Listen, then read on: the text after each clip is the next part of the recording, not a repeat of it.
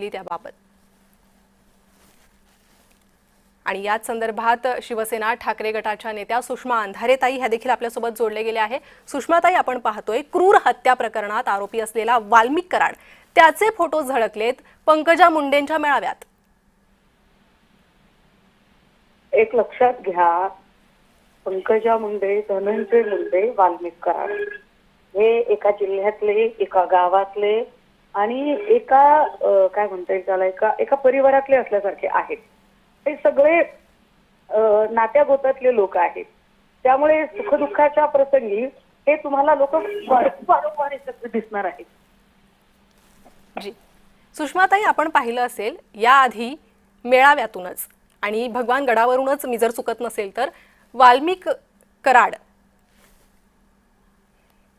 याचं कौतुक पंकजा मुंडेंनी केलं होतं आणि आता पंकजा मुंडेंच्याच मेळाव्यात वाल्मिक कराडचे अशा प्रकारे फोटो झळकताय, त्यामुळे संतप्त प्रतिक्रिया समोर येत आहे। सुषमाताई, धन्यवाद, तुम्ही आमच्याशी संवाद साधला, प्रतिक्रिया दिली त्यासाठी। तर वाल्मिक कराडचे फोटो पंकजा मुंडेंच्या मेळाव्यात झळकल्यानं आता संतप्त प्रतिक्रिया समोर आलेल्या आहे।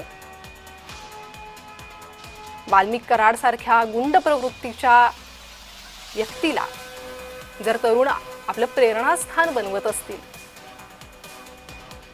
तर काय वातावरण होणार महाराष्ट्राचं आणि कशी गुन्हेगारी कमी होणार बीड जिल्ह्यातली, असा प्रश्न उपस्थित करण्यात येतोय। अत्यंत क्रूर हत्या प्रकरणात जो आरोपी आहे तो वाल्मिक कराड, त्या वाल्मिक कराडचे फोटो पंकजा मुंडे यांच्या मेळाव्यात झळकल्यामुळे आता अनेक प्रश्न उपस्थित करण्यात येत आहे आणि संतापही व्यक्त करण्यात येतोय। सामाजिक कार्यकर्त्या अंजली दमानिया यांनी संताप व्यक्त केलाय। त्यांनी या प्रकरणाचा पहिल्यापासून पाठपुरावा केला होता, त्यामुळे त्यांनी संतापजनक आणि किळसवाणा असा हा प्रकार असल्याचं म्हटलेलं आहे।